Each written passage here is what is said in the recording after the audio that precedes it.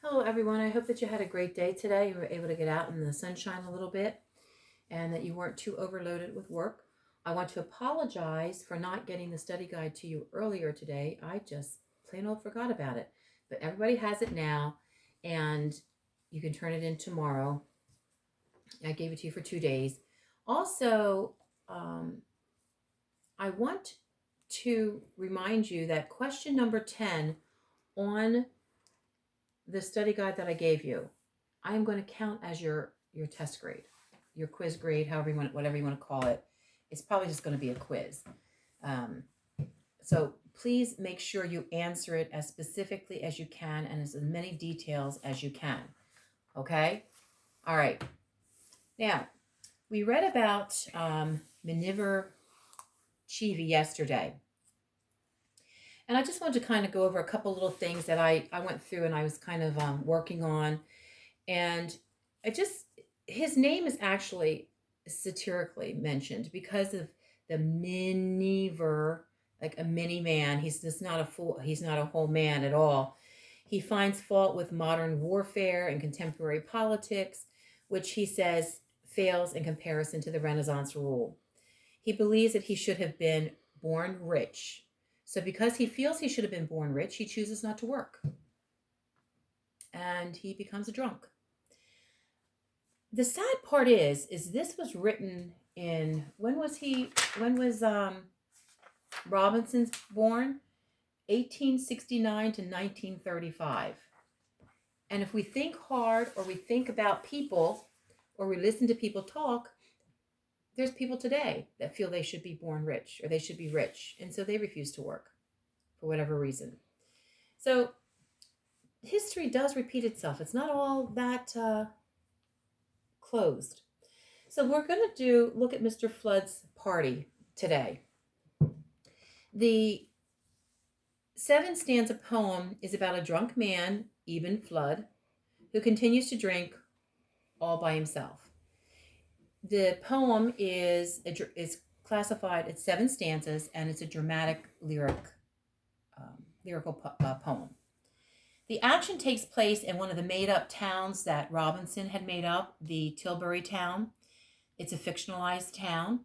The time period of it takes place also at the beginning of autumn, and he's looking at Eben Flood must wonder whether he himself ever even produced anything worth harvesting.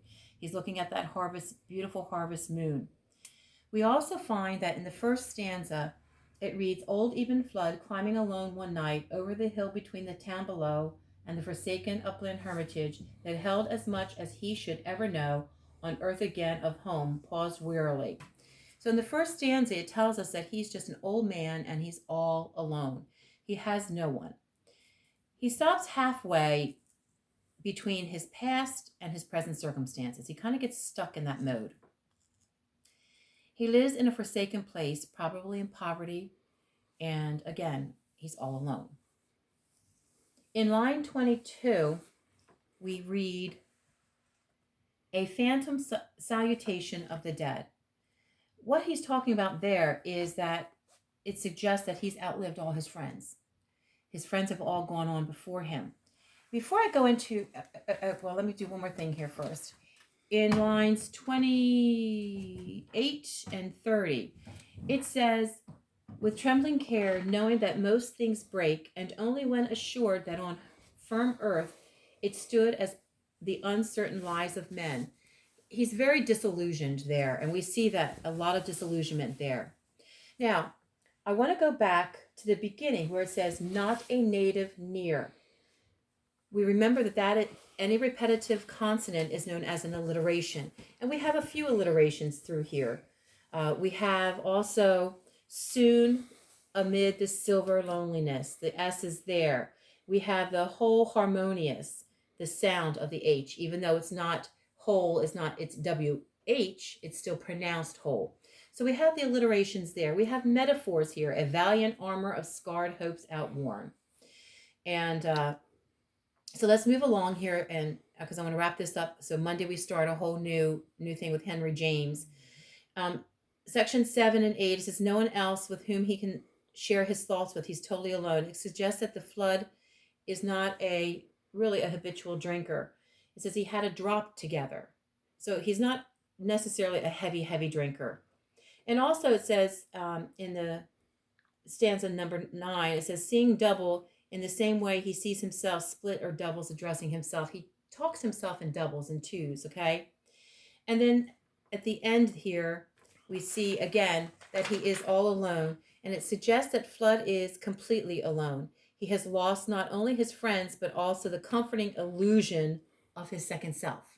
So he is totally by himself. And the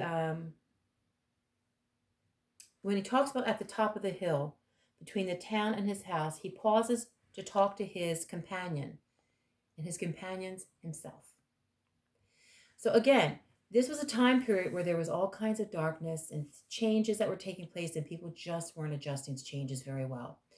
So I want you, when you see people that are older, a lot older, and their ways are different, just send a prayer up for them, because you don't know how disillusioned they may be. You don't know if they're all alone in this world as well. So in closing, take your essay, work on that, and next week we're going to start with, I believe, James Joyce or Henry James, I think. So have a great weekend, and I'll talk to you soon. Bye-bye.